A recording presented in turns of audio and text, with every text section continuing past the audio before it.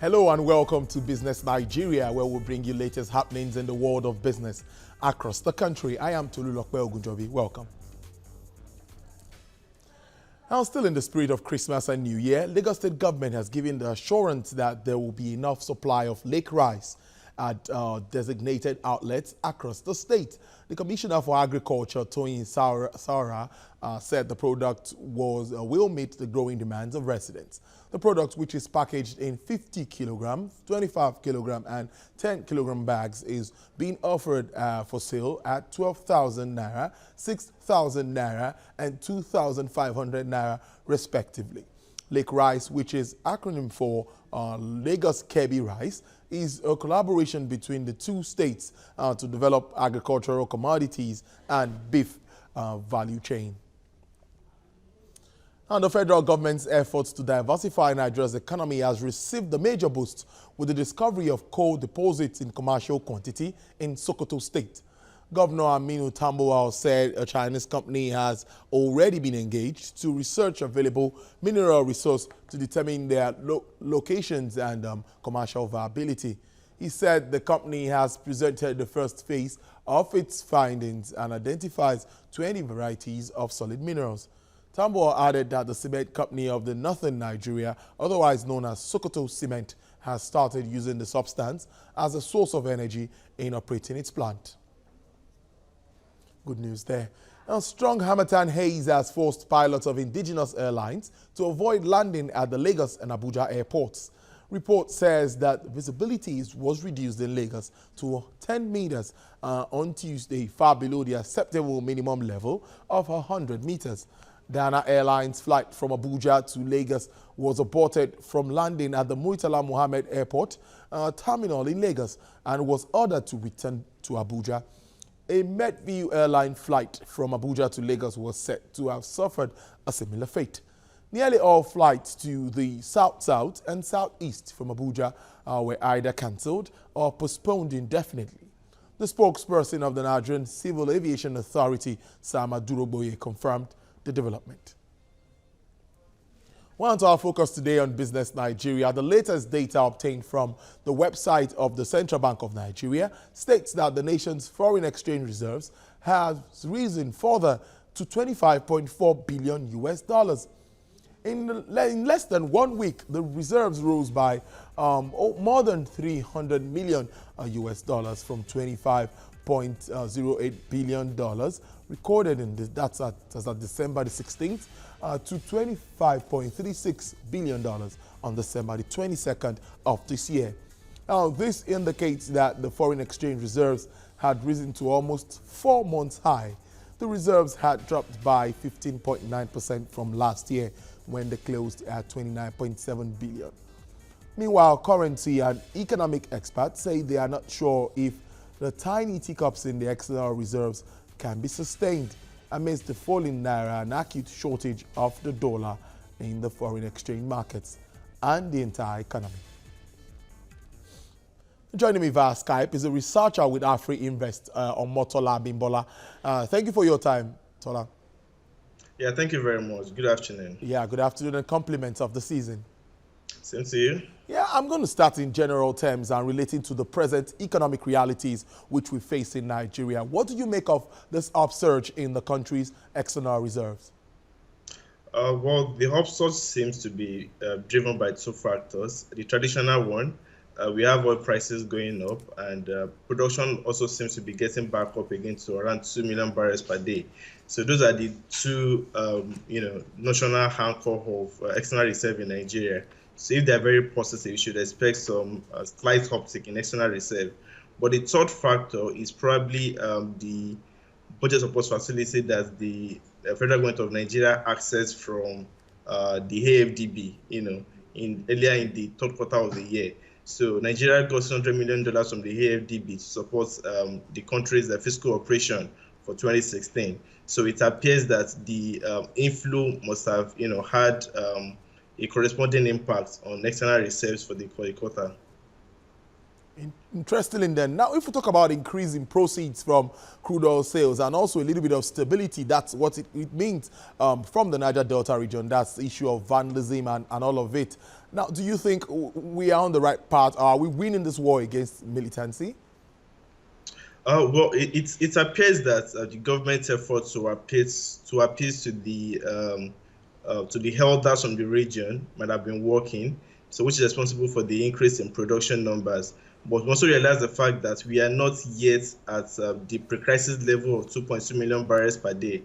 So while there might be, reasons to cheer the recent increase in production volume, we are still, operating far below our capacity, and much more effort needs to go into trying to dialogue with the stakeholders in the region to ensure that we get the production numbers back to the pre-crisis level. But of course, the second factor is related to the oil prices. That may appear to be a major boost for the economy in 2017. But we must also be very cautious about this. If you look at the trajectory of monetary policy globally right now, it appears that we're going to probably be seeing, much more tighter policy in 2017, which could lead to a stronger dollar. And the dollar is getting stronger. That will have a negative offsetting impact on crude oil prices. So while we have some optimism that we might probably see oil prices in the region of $50 to $55 per barrel in 2017, we must temper this by, acknowledging the fact that with the dollar getting stronger, there will be an offsetting impact on the crude oil prices. Indeed, that's very, very important to note. Now, some economic experts too have added their voice to this and saying the fall in Naira, which you've also identified, an acute shortage of the dollar, and the forex issue seems to be a very major challenge in all of this. But looking at the efforts being made by government before now, we seem not to be getting a headway, because I also read that level of exports has also been one of the means of this upsurge that we're responsible for this upsurge, that we also have increasing level of exports at this time. What do you make of this with regards to efforts by government to address this challenge? Most definitely, a sustainable FX policy will be important in having a sustainable increase in external reserve. Looking at the recent increase that we have seen, typically when you see your external reserve increasing, you should see a confidence boost in your economy and your financial markets. You should see foreign portfolio investors coming to buy your financial securities, and you should see the currency, getting a lot more stabilized. But we haven't seen this in Nigeria. Reserves are up by $200 million, month to date, but we still have the spread between the interbank FX rate and the parallel market rates at an all-time high. We are still facing a lot of shortages for FX in the economy. So that shows that the confidence of investors in both the external reserve adequacy and, of course, the broader macroeconomic fundamentals, the hand's still there. So for us to, ensure that we get this confidence back into the market, I think the CBN has to embark on a rather, comprehensive reform of the FX market by first trying to give up its control on the FX rates and allowing the forces of demand and supply to actually determine the prices of the currency. And secondly, they must also give up on trying to restrict the demand, for foreign currency in the country by removing the list, where we have some banned goods and services that Nigerians cannot access FX for. So it has to be a very comprehensive reform by the CBN for us to have this. Interestingly there now, and I'm talking about this dollar issue. I'm also informed that even the government is going through some import substitution policies are being driven out to just try to reduce this dependence on the dollar issue. But back to the crude oil thing, which seems to be a yardstick here and very important here. At the moment, above $50, and we're hoping it might even go higher because of the cut and reduction in production. Would you say the supply cuts really worked for OPEC members and even for non-OPEC members in the sale of crude oil in generality?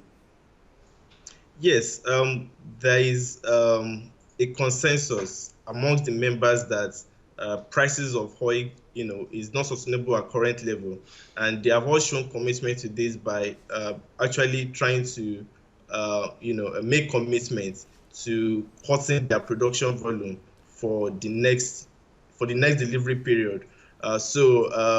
If they abide by the quota, there is a sense of optimism that we'll probably see oil prices stabilizing at current level.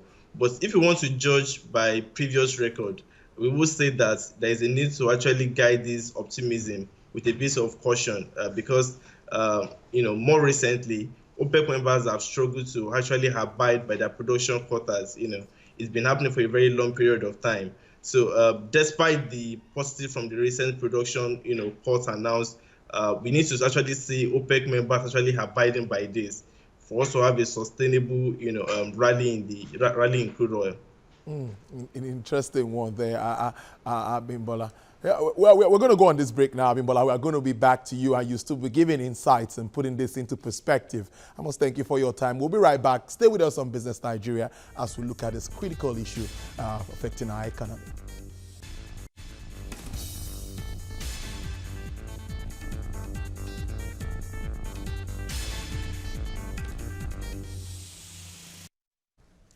Hello there, thanks for staying with us. You're still watching Business Nigeria, and we are looking at issues surrounding the budget and also particularly the rise in external reserves, its effect on the economy in general, I beg your pardon. And we've been having Abimbola there giving insights into this. Abimbola is a researcher with AfriInvest, giving insight into some of these topical issues. Now, Abimbola, what comes into my mind now is the state of the financial institutions. Because this happened even during the Yuletide season where ATMs, people couldn't access funds and lots of bank transactions were put on hold and Nigerians were under pressure and saying, what is actually happening? We had lots of respondents that we spoke to. In your assessment, and the central bank has come to say our banking system is sound. Now, in your assessment, what do you think of Nigeria's banking system with all of these challenges?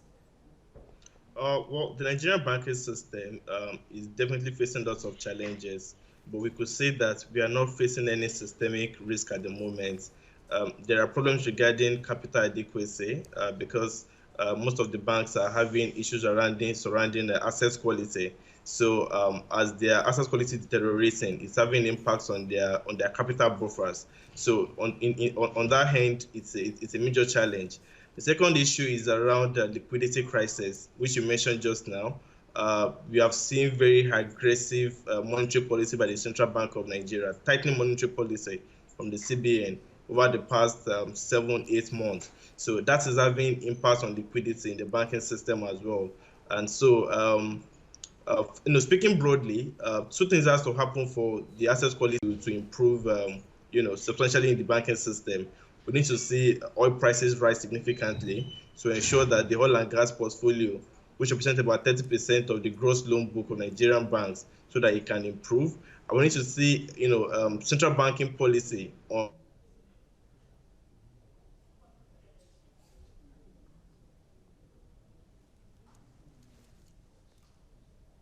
I think some challenges there linking Abimbola. He's made lots of points there, at least particularly on this issue of the increase in our foreign external reserves and what we make of it, factors responsible for it, and as we move ahead, need to be more prudent as a people. Well, I must thank you. If we could get back to him, we will connect with him again. And if we can't, well, that'll be it from Abimbola's side. Now to other stories now. Members of the business community say financial institutions in the country need to engage small and encourage small and medium-scale businesses at this time of recession. They explain that SMEs need to be given utmost priority to aid economic development in Nigeria. MSMEs are well classified. We don't want a situation where when they apply for loans, they are being rejected. Then there is another clause in the Development Bank Bill that loans should be given only when they cannot get such loan from commercial banks. That will not favor MSMEs because the rates of interest in the commercial banks are very high. So if we have a development bank, the MSMEs should be given priority. We all know that in many countries of the world, they take good care of their MSMEs because of the benefits that the nations do derive from production, from employment that MSMEs do generate. To move our economy forward, government must look at the SME sector and be able to build incentives that will propel the sector. We want the media to be able to, give this information to the public, because we now have a listening government, and we believe that if effort is being made, at the appropriate level, things will change around in the Nigerian economy for good. So this situation, I believe, is something that we must leverage on.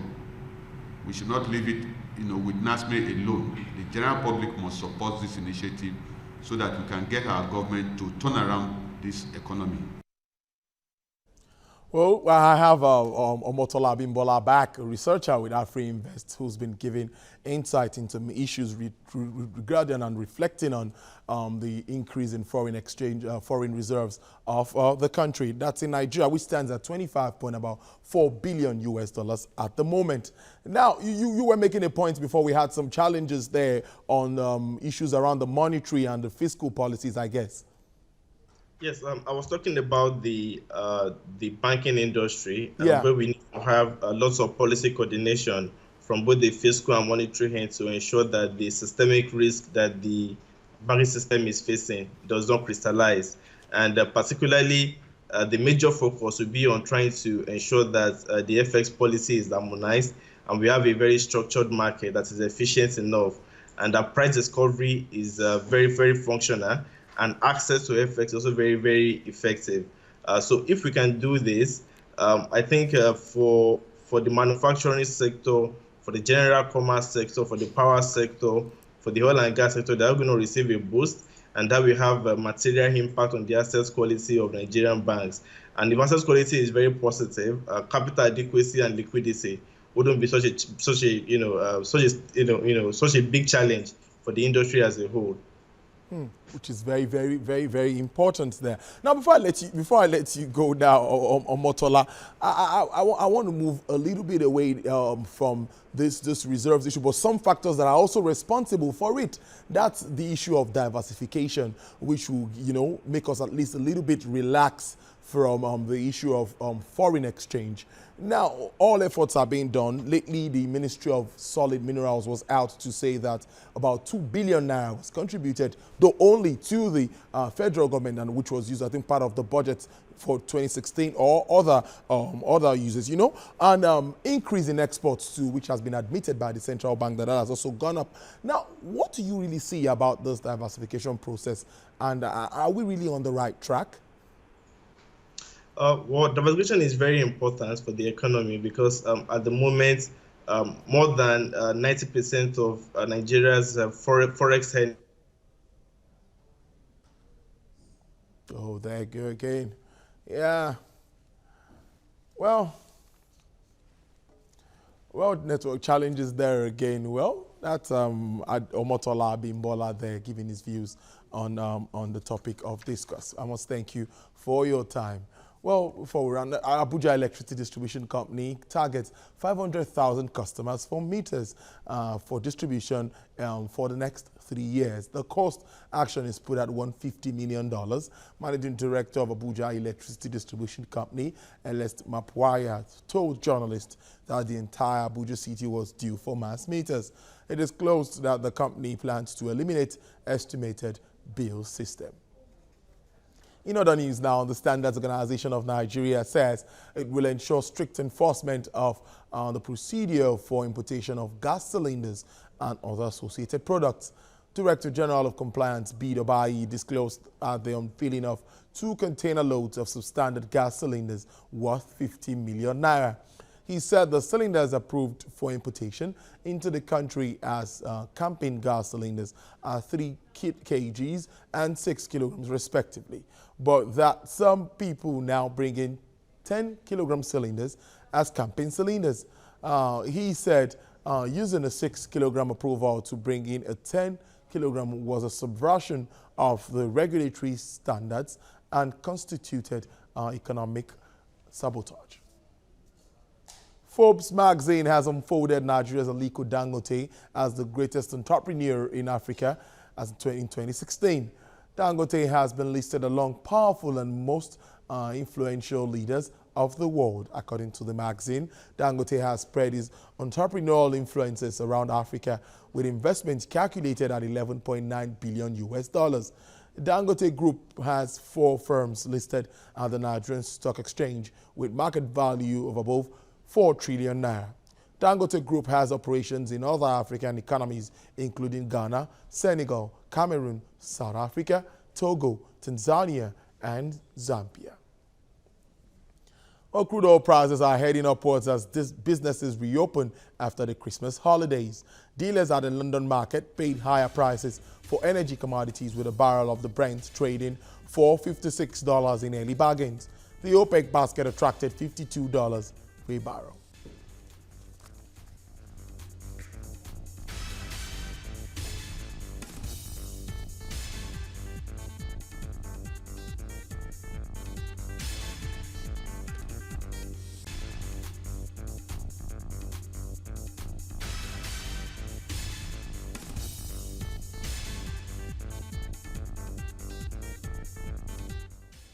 Well, that's a package for you today on Business Nigeria. Join us another time for more insightful analysis. At the same time, we wish our country well as we move into the new year, and also our leaders well, very importantly. I am Tolu Lokpe Ogunjobi. I'll leave you with the figures of the exchange rate as it stands today. On behalf of the entire production crew, thank you very much for watching.